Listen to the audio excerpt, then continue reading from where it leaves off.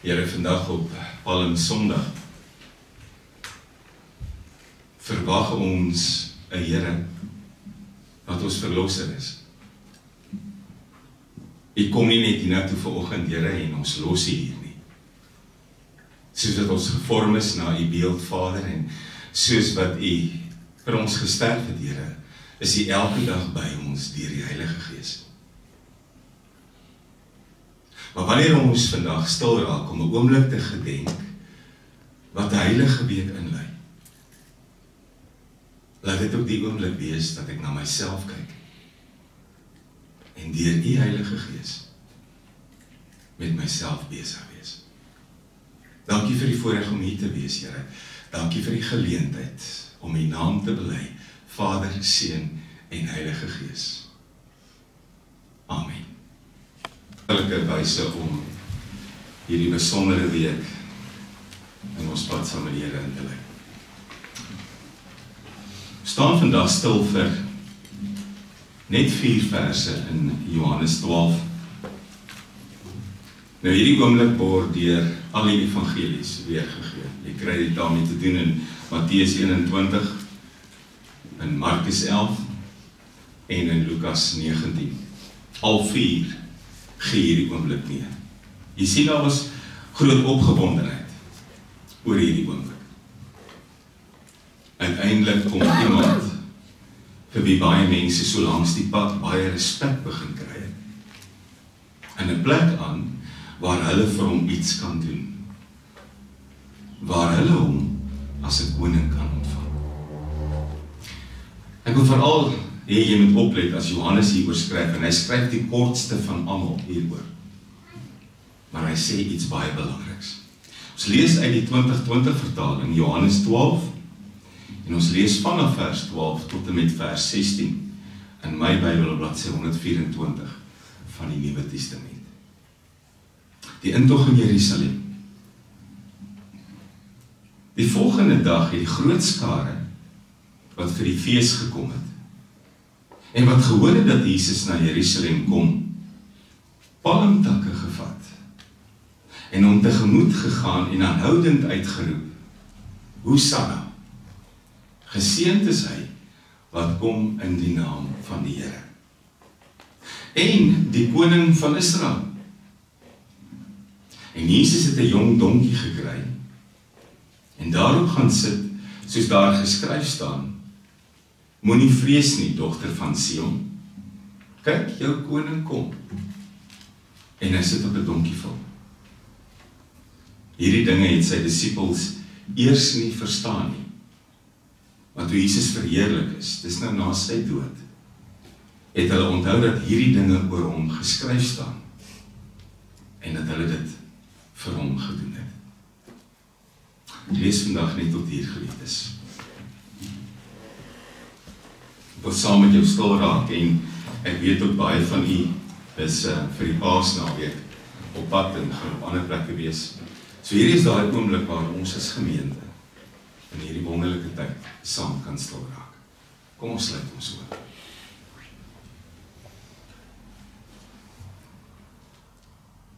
Here, ons noem hierdie Sondag Palmsondag.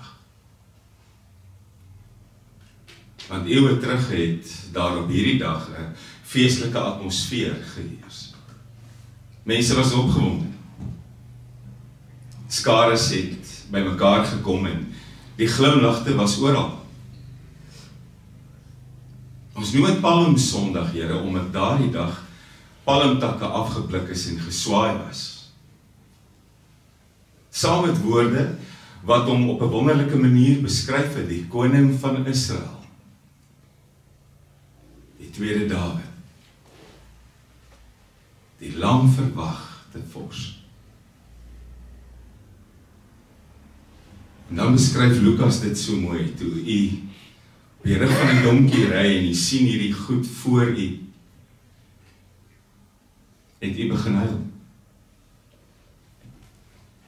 En dit was nie aangedane trane nie, dit was nie omdat u in u hart geraak was oor hierdie wonderlike ontvangs nie, want Here, as 'n mens gelukkig is en opgewonde is dit ook maklik om te huil. Maar daai was seertrane. Want jy het geweet, hulle het die verkeerde koning welkom. Dit het nie gegaan oor wie u was nie, dit het gegaan oor wie hulle wou hê u moes wees. En as ek vandag daaraan dink, julle,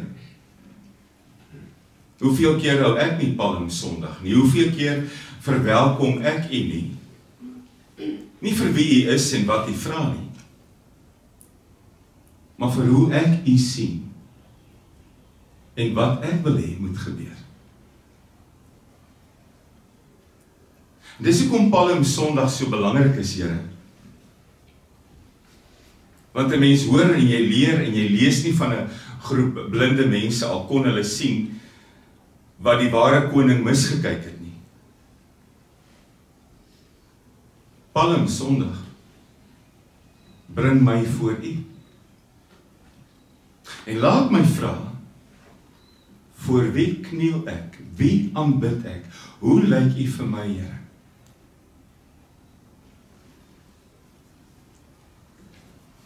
Het is maklik om my eie Jesus te skep, Jesus. Het is maklik om van u te maak wat u nie is nie.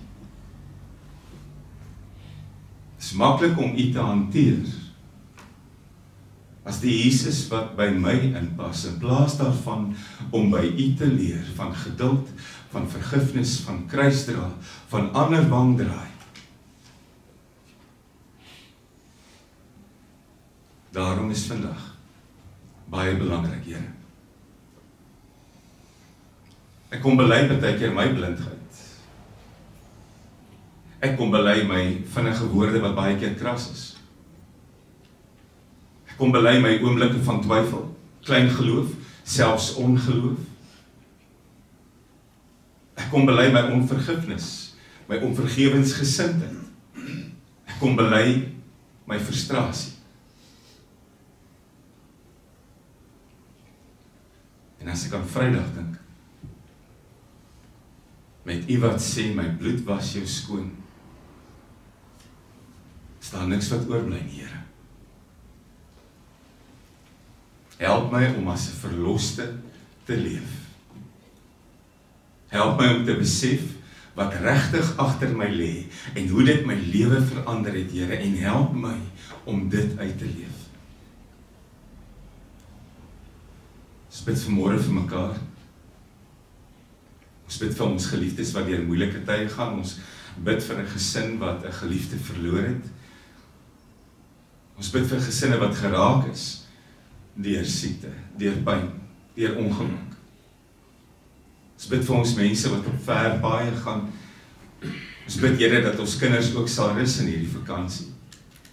Ons bid vir oomblikke dat ons ook as gesinne by mekaar kan wees en kan sê, U is goed vir ons. Ons bid vir ons naby mense. Ons bid vir ons ver mense. Ook ons geliefdes in ons geboorteland. Dankie, Here, dat U altyd in my lewe op 'n manier teenwoordig is wat my verstom laat en dankbaar. Dankie, Here, dat ek U nie ver hoef te soek nie en nie groot woorde hoef te gebruik nie.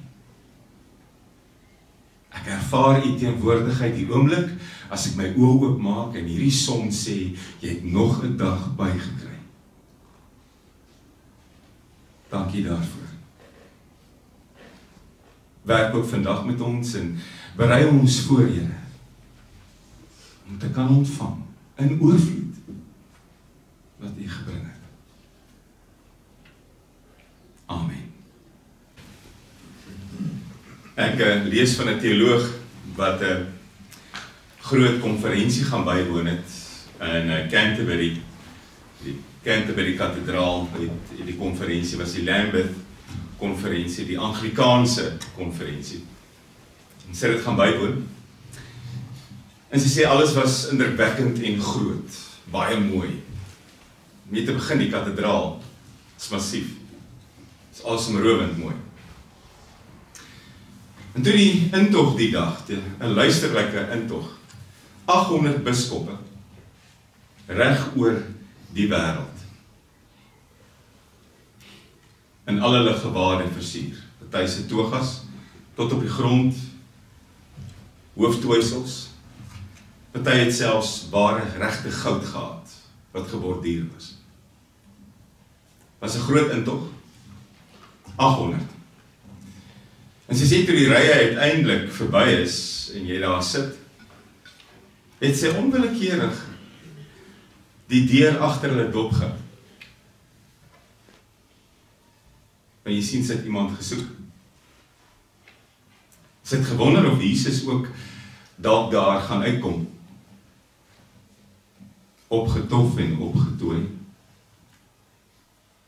Maar toe besef sy, hy sou soos 'n seer vinger uitgestaan het. Want hy was te nederig. En hy sou waarskynlik op 'n donkie gery het. Dis ook die sentiment by die gedeelte wat ons vandag gelees het uit Johannes 12 vir ons wil deurbring. Johannes 12 vertel van 'n oomblik 5 dae voor die Pasga. Die Jode het elke jaar die Pasga gevier. Dit was om vir God dankie te sê dat hulle uit Egipte gered is, eeue terug. En dan het hulle al die Sondag begin. Almal was al klaar daar vir die fees, want die Sondag het die boere met die lammetjies gekom. Jy moes die beste een uitkies om uiteindelik oor 'n paar dae saam met jou gesin en jou familie te geniet. Saam met die ongesuurde brode en die bitterkruie. Want op daardie dag met die geslagte lam het jy vir God dankie gesê dat hy jou kom red het eeue terug in Egipte. Maar die dag was dit 'n bietjie anderster. Nie net was die ouens besig met hierdie proses nie, maar onder hierdie mense, onder hierdie skare wat klaar daar was vir die fees, lees ons, was daar veldbrandwoorde. Weet jy hoe werk veldbrandwoorde? Dit is nie iets wat oor 'n luidspreker afgekondig word nie, maar as jy lank genoeg stil staan, hoor jy die goed hardloop hier onder mekaar. So vinnig as wat 'n veldbrandvuur kan hardloop. Daar was veldbrandwoorde onder die skare. Want 'n paar jaar gelede, 3 jaar, het daar uit Nasaret se kant af van 'n rabbi gekom. Vreemde rabbi. Niemand kon ooit vasstel wat 'n rabbi skool hy bygewoon het en dit het dadelik die fariseërs agterdogtig gemaak, maar die man kon praat en die man het woorde gehad en die man kon wondertekens doen. Hy het almal so vasgegryp. En toe, soos wat die tyd verbygegaan het mense gewonder. Maar kan hierdie ou nie voorloop nie? Kan hy dalk die nuwe koning wees? Kan hy dalk die een wees wat ons as volk weer bymekaar sal kry? Sodat ons hierdie Romeine se juk, hierdie spul van Rome se juk van ons kan afgooi. En dan hoor hulle, hy is ook op pad Jerusalem toe. En dan maak hulle planne om hom as koning te ontvang. Om vir hom te sê, ons lees tussen die lyne, ons weet u kan voorstap, ons weet u kan ons lewens verander, u doen dit al vir 3 jaar. En ons wil dit graag nou formeel maak. Ons wil dit amptelik maak. Daarom die palmtakke. Hoekom die palmtakke? Wel, konings was gewoonlik so ontvang, maar daar was nog 'n rede gewees. Op hierdie stadium, 150 jaar gelede, was hulle ook 'n onderdrukte volk. Maar toe was dit die Syriërs wat hulle onderdruk het. En dit 'n verskriklike wrede, moedswillige koning gehad. Antiochus Epiphanes was sy naam. En die dag toe Syrië oorneem, toe kom Antiochus en hy het nogal gehou van al die gode van die Griekse pangodedom.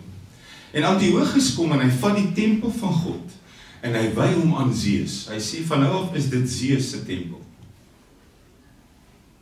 En hy jaag 'n spul varke daar in hierdie Joodse tempel en sê van nou word hier varke ook geoffer. 150 jaar gelede. gebeur die in die tempel van God en word alles ontreinig. Maar toe kom daar iemand, gewone Jood. Sy naam was Judas die Makkabeer. En Judas die Makkabeer kom met 'n paar woorde en hy snoer hierdie volk saam en hulle bultspiere en hulle sitkragte bymekaar en onder leiding van Judas die Makkabeer vat hulle hierdie Spolseriërs aan en verdryf hulle. Gooi die juk af. Reinig weer die tempel, jaag die varke uit. En is weer God se woonplek. Nou daai dag 150 jaar gelede op hierdie oomblik het hulle die oorwinning gevier met palmtakke. Dis hoe hulle dit gedoen het. Nou is hulle weer onder die juk van die Romeine. Dit het nie lank geduur daai vryheid nie. Kort voor lank het Rome gekom en hulle toe weer onder 'n juk gesit. Maar wat gebeur? Op die dag, voordat hulle vir Jesus sien, wat doen hulle? Hulle swaai palmtakke. Hulle vier klaar hulle bevryding. Hulle vier klaar wat Jesus met die Romeine gaan doen, presies dieselfde wat Judas die Makkabeer met die Siriërs gedoen het. Dit is nog vars in hulle geheue. Hulle grootjies het daarvan vertel, 150 jaar gelede. Daarom swaai hulle die palmtakke. Daarom haal hulle aan uit Psalms 113 tot 118 wat praat van 'n leier wat kom.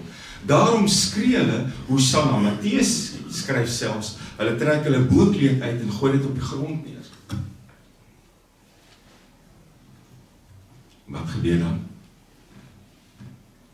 Dan daag die koning op 'n geleende donkie op. Besef jy dit pas nie by die palmswaai prentjie nie.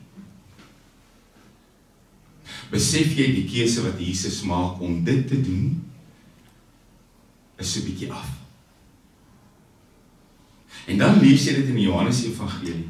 Dis nie dat Jesus op die donkie geklim het, en toe uiteindelik oor die koppie kom en hierdie palmtakke sien vir die eerste keer nie. Daar staan in Johannes geskrywe, die palmtakke het eers geswaai. Toe klim Jesus op die donkie. Jesus het geweet, die palmtakke word geswaai. Hy het gehoor, daar's hosannas. Daar's gehoor, dat daar mense is wat geskree het, geseënd is hy wat in die naam van die koning kom. En toe klim hy op die donkie. Hoekom? Want hy wou hulle laat verstaan van die begin af, dat hulle die verkeerde koning weet het. Op die oomblik wat hy hierdie spektakel nader op die rug van die donkie word Sagaria 9 vers 9 waar. Jubel Sion, juig Jerusalem, jou koning is nederig. Hy kom op die rug van 'n hingsvolle donkie. Dis wat hier gebeur. Maar die skare wat palm swaai, soek 'n tweede Dawid. Die skare wat palm swaai, soek 'n tweede Judas die Makkabeer. Die skare wat palm swaai, soek 'n nuwe koning, wat soos die voriges vinnig kan spiere wild, en hulle kry alles reg, en die Romeine gaan lê en kry bloed nie, soos die Siriërs, soos die Filistyne voor hulle, soos die Egiptenare voor hulle. Is jammer. Jesus kom versier die prentjie. Is jammer, Jesus speel nie saam nie. Ek het al baie keer gewonder, op watter manier word Palm Sondag deel van die lydenstydperk. Want Palm Sondag is gevul met krete van opgewondenheid. Mense wat jubel, juig, takke rondswaai, hosanna skree. Palmsondag is vol vreugde. En 5 dae later lyk dit heeltemal anders. Maar dan besef ek, alles begin op Palmsondag. Dis hoekom die Here trane in sy oë gehad het. Maar wat 'n gruwelike misverstand. Weet jy hoe alleen moes hy gevoel het? Weet jy hoe eenkant moes dit wees? Weet jy hoe moes dit gevoel het om na 3 jaar te besef, mense weet nog steeds nie wie ek is, wat ek gekom het om te doen nie. Maar weet jy wat doen Palmsondag nog? Dit blik by in. Tot vandag toe nog weet ek, die Paasnaweek kom, Goeie Vrydag kom, Palmsondag sê, kom bietjie nader, kom word deel van die skare. Palmsondag het 'n vraag vir jou en vir my. Waar pas Jesus in jou lewe? Wat maak jy met Jesus? Wat maak jy met Jesus in jou geloof en in jou geloofslewe? Sien ons ook, soos daai skare daai dag, net wat ons wil sien? Lees ek ook in die Bybel, net wat ek wil lees, en ek ignoreer die ander? Is die Bybel die groot boek van die waarheid, net as ek dit kan verstaan en kan toepas? En die groot seer van Palmsondag. Niemand het belang gestel. Wie hy werklik was, wat hy regtig gebring het, en wat besig was om voor hulle oë te gebeur nie. Hulle het gedink, hulle weet wat hy moet kom doen. En die oomblik as ek dit sê, dan klink dit vir myself soos die gebede wat ons dit wil sê. Die oomblik as ek tot die Here bid, dan weet ek dadelik wat ek wil hê, Jesus moet kom doen. Oomblik as ek bid, laat die wil geskied, dan is daar dadelik 'n idee hoe jy wil eintlik moet uitspeel. Die oomblik as ek sê, Here, ek vra vir u, is daar dadelik die antwoord wat ek eintlik wil hê moet gebeur. En sy dink van hierdie skare. Hulle dink hulle weet beter oor wie hy is en wat hy eintlik moet kom doen. En toe Jesus nie wil saamspeel nie, toe Jesus nie verstaan nie, toe Jesus anders optree, toe is dit maklik om 5 dae later om aan 'n kruis verdood agter te laat. So het menige Jesus al opgedaag in die geskiedenis en gekom en gegaan. Op 'n stadium skryf Paulus vir een van die eerste gemeentes, Korintiërs 11, 2 Korintiërs 11. Ek verstom my hoe julle gedagtes baie keer weggelei kan word van die ware toewyding aan Christus, aan die Jesus wat is. Julle word net so maklik verlei as wat Eva deur die slang verlei is. En ek verstom my, skryf hy, dat julle so maklik kan vashou aan 'n ander Jesus wat verkondig is as die een wat ons verkondig het. Dat daar 'n ander gees in julle bly, 'n ander evangelie aan julle kom vasgemaak word. Toe Palmsondag kom vra vir jou op hierdie oomblik, terwyl jy 'n skare sien wat dit heeltemal verkeerd gehad het, waar pas hy in? Wat maak jy met hom? Want as die tyd reg is, kan ons op palmtakke rondswaai en sy naam groot maak en loof en prys. En as die tyd reg is, kan ons hom ook aanroep met groot name, mooi name. Want ons het nood en krisis en ons soek uitkoms. En as die tyd reg is, kan ons ook sê, Hosanna. Ek lees hierdie week van iemand wat sê, jy moet die woord Hosanna baie gebruik, want dit beteken ere aan God, want die engele het dit gesê, Hosanna, ere aan God. Dis nie wat Hosanna beteken. Hosanna beteken, red tog nou. Red tog nou. Dis nie 'n lofuitspraak nie. Dis 'n noodkreet. Dis nie woorde van blydskap nie. Dis 'n opdrag aan 'n koning. Red tog nou. En daai dag toe die palmswaaiers dit uitskree, het hulle een vyand in gedagte gehad, soos Judas die Makkabeer met die Siriërs klaar gespeel het, red tog nou uit die hand van die Romeine. 'n desperate noodkreet, 'n opdrag, 'n heilige opdrag.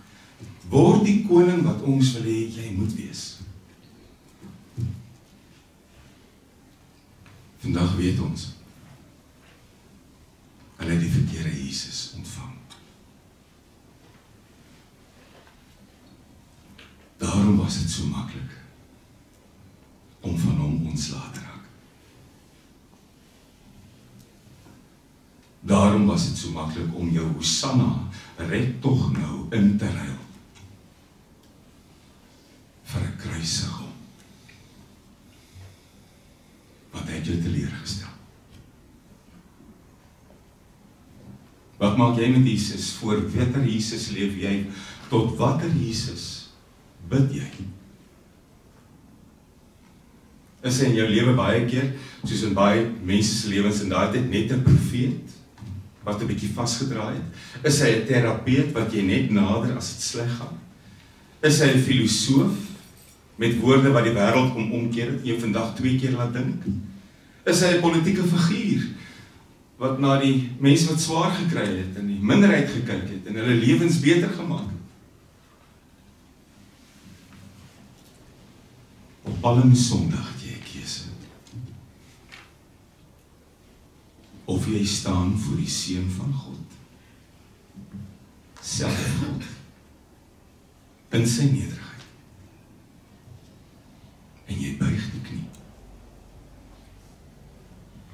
Of jy sien hom as hierdie aweregse rabbi, wat uiteindelik nie die skoene kom volstaan van die verwagtinge wat daar van hom geskep is nie. Jy al agtergekom as jy na iets uitsien, en jy maak dit, of jy nou iets kook of aan mekaar slaan of wat ook al, en jy maak dit en dit draai 'n vlop uit, het jy al gesien hoe vinnig gooi jy daai vlop weg? En vinnig pluk jy daai ding uit mekaar uit wat toe nie gewerk het nie. Mense noem dit teleurstelling. Of jy sien hom as God, of jy skree saam met die skare, Hosanna, en net nou, kruisig hom. Dis een van die twee. Maar moet hom nie net nader trek, as niks anders werk nie. Moet hom nie net nader trek, as jy bang is, ontsteld is, of onseker nie. Moet hom nie net nader trek, as bekommernis en besorgdheid jou slaap kom steel nie. Want hy is nie net 'n probleemoplosser, 'n biegvader, of 'n wonderwerker nie. Ek sien baie keer, Jesus is baie keer gewild by mense. Vir alles hy doen wat hulle wil hê hy moet doen. En vir alles hulle homself skep, en dan aan hom vashou. Dan sy gewild. Jy kom agter party mense sien hom as 'n politieke figuur wat hulle situasie gaan verander. En hulle klou hom vas. Party kerke sê hy is die verlosser net van hulle. En as jy in daai kerk behoort nie, word jy nie gered nie. Party ouens sê hy gaan jou kom wegraap voordat die probleme begin. Wegraaper van formaat.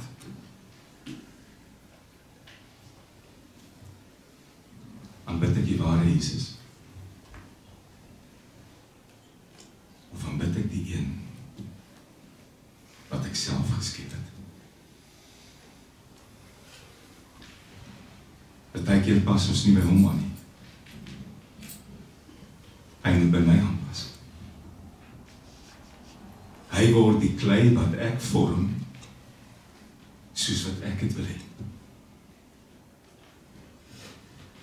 En daarom net vinnig 'n lysie van die Jesusse wat ons baie keer skep, soos wat hulle daai dag 'n Jesus geskep het, 'n tweede Judas die Makkabeer, 'n tweede Dawid wat nie gekom het nie. Party van hierdie Jesusse kan jy dalk ongemaklik raak. Maar dis waar Palm Sondag gaan. Voor wie buig jy? Jy kry die terapeut Jesus. Dis die een wat gereed moet sit om my te ontvang totdat ek hom nader. En wanneer ek by hierdie terapeut Jesus kom, moet hy vinnig met my praat en saggies met my praat en vir my vertel dat ek eintlik reg is. Hy is die teestander van die wrede God van die Ou Testament met sagte woorde en sagte leidinge. Ek is nooit verkeerd nie. En as ek klaar gepraat het, dan verdwyn ek weer totdat ek gereed is vir nog 'n sessie. Jy kry die mannekamp Jesus of die vroueoggend Jesus. Wat vir jou daai kamp sê, jy is die gevalle Adam wat moet opstaan of die gevalle Eva en jou rol moet begin vertolk met krag wat hy jou gee. Die mannekamp Jesus, jy word ewesklik die hoof van alles en almal. En almal moet na jou luister, want Jesus sê so. Halwe Saterdaande, as jy 'n paar happe vat. Jy begin weer Sondag. Partykeer gaan hierdie mannekamp Jesus mense so op in hulle self dat hulle woord wet word, dat jy glad nie iets mag sê nie, of hulle vergeet van hom, totdat hulle hom weer nader trek. Jy kry die patriotiese Jesus, wat die land en die volk weer gaan help om op te staan. Alles gaan weer wonderlik werk. Ons word weer 'n groot nasie. Jy kan amper sy naam in 'n geskiedenisboek gaan skryf, want hy bring weer herlewing. Jy kry die dokter vol Jesus. Dit is baie gewild onder Christene. Is 'n goeie raadgewer, maar hy praat hard met jou. Jy kry by hom enige raad oor jou huwelikslewe, oor jou keuse van beroep. Hy sit jou kinders deur die universiteit. Dit gaan net goed, maar jy moet luister, anders dat jy moeilik het. Jy kry die blessings, Jesus. Dis die dokter Phil een se spandaalbare geneef. Alles word gemeet met dollar, rand en sent. Dis die Jesus wat aangehang word, want by hom is daar oorvloed en voorspoed en oormaat. Dis die Jesus wat baie keer veroordelend is. Want gaan dit swaar met jou, leef jy duidelik nie naby genoeg aan hom nie. En gaan jy deur 'n moeilike tyd, en leef jy van dag tot dag, gee my daaglikse brood, leef jy nie in sy teenwoordigheid. Dit gaan oor stralers en strandhuise. En as daar nood is dit hy wat jou straf. Jy kry die klooster Jesus, die postkerk Jesus. Dis net jy en hy. Jou geloof is 'n persoonlike saak, jy deel dit met niemand nie, jy praat met niemand daaroor nie, en jy deel saam met niemand 'n oomblik voor hom nie. Jy aanbid nie saam met ander sondaars nie, want dan besoedel jy jouself.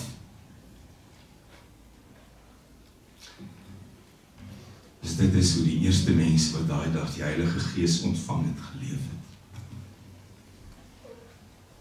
Was die kerk in groot moeilikheid. So buig ons dikwels die knieë voor Jesus, wat soos daai dag met die palmswaaiers 'n verbronge idee gehad het van wie hy werklik is. So 'n nommer was Jesus. Laat jou altyd in 'n doodloopstraat. En dit weerhou jou eintlik, soos daai skare daai dag. Dit weerhou jou om eintlik by die ware Jesus uit te kom, wat was, wat is en sal wees.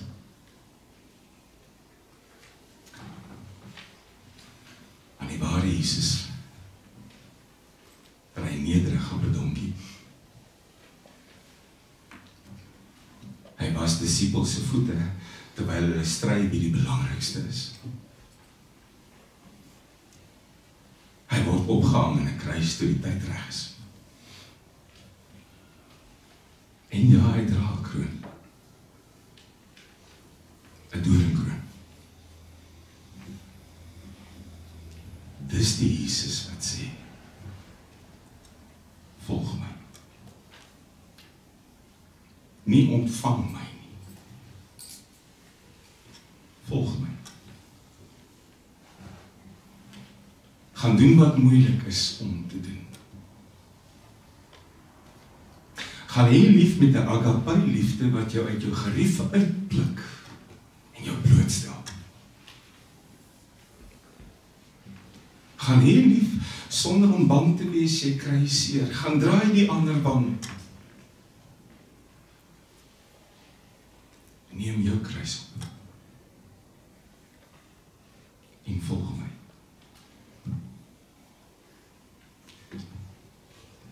Dis Palm Sondag. Voor wat er Jesus. Buig jy. Amen.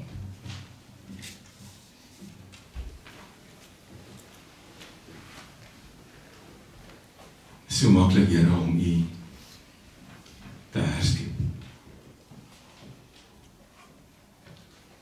So maklik om U as koning te huldig met my eie idee en definisie van koning. So maklik om die nederige man op die donkie mis te kyk en mis te leef. U genade was vir my genoeg. U liefde het my omvorm, U bloed het my skoon gemaak. Help my om dit uit te leef. Amen. Mag die Here jou vrede gee, nie net vandag nie, of môre, of die dag daarna nie, maar mag jy elke tree vorentoe en elke oomblik van elke dag in sy teenwoordigheid leef. Amen.